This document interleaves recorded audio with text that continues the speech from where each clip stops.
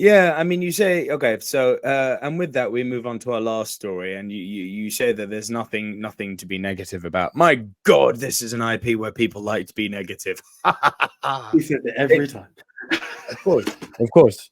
AJ, we're going to take a plunge in the toxic pool now. Are you ready? Let's talk Star Wars. Star Wars fans, again, breathe. Be nice. It's okay. We all like Star Wars here. It's okay to be impassioned, and it's okay to have differing opinions without trying to murder each other behind the keyboard. Breathe. And now let's talk about the story. Because AJ, according to Adam Driver, Kylo Ren, in fact, this video is going to get a lot of hate. Kylo Ren, in fact, did not kill Han Solo. AJ, do you know what killed Han Solo? Go on. Wokeness. This is going to go down brilliantly. Adam Driver opened Saturday Night Live stating Kylo Ren didn't kill Han Solo. Wokeness did. Oh, goodness me. Adam Driver returned to Saturday Night Live this weekend and took the opportunity to stir up Star Wars fans. Dangerous stuff, Adam, be careful. By commenting about how his character Kylo Ren was not really the one responsible for the death of Han Solo in Star Wars The Force Awakens. Sitting at a piano to sing his Christmas list to Santa, the actor proceeded the piece by explaining how he loves the holiday season for many reasons. This includes his deep and personal relationship with Santa. Driver said in his opening monologue, "I'm so excited to be back, especially during this time of year. I love Christmas. It's my favorite holiday. The food, the music, the family. But largely it's because I have a very deep and personal relationship with Santa.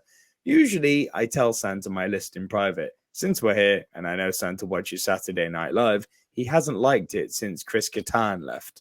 However, it was while singing out his first list of festive wishes that Driver paused to mention the infamous Star Wars scene in which Harrison Ford's Han Solo, spoiler, was killed by his son, played by Driver. He said, I liked for people to stop coming to me in the street saying, you killed Han Solo!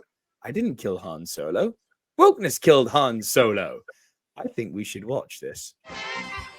So, look, the article continues. This is not the first time recently that Driver has discussed his Star Wars. If you could flip the screens back around, please, AJ. This is not the first time recently that Driver has discussed his Star Wars role, all the ramifications it has had on his life.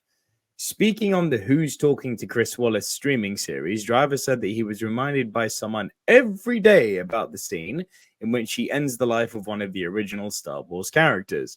While the actor has seen complaints about the moment going down to probably once a month, it is clear that there are still plenty of people out there who still take issue with the events that transpired in the first movie of the Star Wars sequel trilogy. Now, AJ, are you surprised that Star Wars fans are being toxic? Look, I can't take the shot like that because I don't enter their world too much, and that's probably something for me to get hate on anyway. I appreciate the way that Adam Driver has handled this situation because let's be real, is the world still acceptable for a Han Solo? I don't know, because they'll be like, oh, how chauvinistic of a man to be like, I know when a woman says I love you in XYZ. So maybe they did watch the death of a lovable character. Maybe it was the right move for a 2020 plus era that 2010 era, because it was pre global 2017, wasn't it? Yeah, 2017. But hey, this is it. Maybe it was a bit of foretelling. Maybe they used the Force. Ooh, did you like that? But apart from that, you're an idiot. Listen, if Adam can run jokes, so can I. I just didn't get paid for it like he did, and I don't have the big hands to play the piano. But hey, it's all light humor. Yeah, he did kill Solo, but it did make me gasp when I saw it. I was like, you what? So hey, but well played, Adam. Well played. I don't blame you for doing what you did there. See, I feel that people probably clicked on this video seeing some giant revelation and then realizing it's a Saturday Night Live skit, and then now probably really angrily tapping something in the comment section about how The Last Jedi sucks, or death to Kathleen Kennedy, or all of the good stuff has nothing to do with the woman, or the sequel trilogy is terrible. Yeah, it still makes me laugh that people are somehow trying to hold the prequel trilogy up to this high standard where it's so freaking bad. It's so bad, that prequel trilogy, and yet people are still trying to defend it. I don't care. I'm not going to get into Star Wars debate.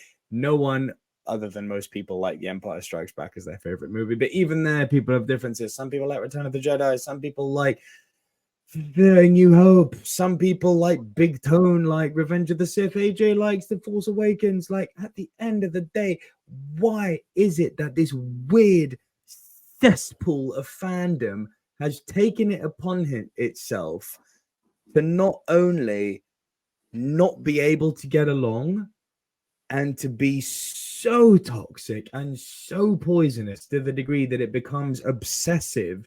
And not to quote Phil Brooks, but I just feel like saying, man, go outside and touch grass. Seriously, it's not that deep. It's a piece of entertainment. I love it. You love it. If you didn't like something, guess what? The movies you liked are still there. Breathe, guys. It's not that deep. Maybe the next movies will be going, no, if Kathleen Canada's in charge. Shut up. Anything you want to add? Do you know the weird thing about the Star Wars franchise, I'm going to say, is it's not that every element of the prequels are crap. It's not like everything of the originals are great. And it's not like everything of the sequels are bad or good either. And this is something that's quite hit and miss. Like, you know, when you can look at, I'll take The Matrix, it got progressively worse. Mm-hmm. And you can understand why there's certain hate. But there are certain redeemable factors in each of the trilogies and all the, let me call them side quests. You know, I enjoyed Solo. Solo. People live, breathe, and die for Rogue One, which, yeah, okay. Like, I get it. Like, there are redeemable parts. And as you said, just enjoy it for what you can. Nothing's going to have 100%, guys. And that's all I can really say to it, really. Yeah, and just chill. You really don't see any other fandom, even MCU, which has got really bad recently. You don't see anyone calling for blood like this. I mean, the equivalent of what Star Wars fans do is like saying, the recent movies were bad. Fire Kevin Feige. It's like, have you lost your mind? Like, no. Like, there are other factors at play here. Has Kathleen Kennedy dropped the ball? Yes, for sure she has. But just chill. Chill. Put the pitchforks down, guys.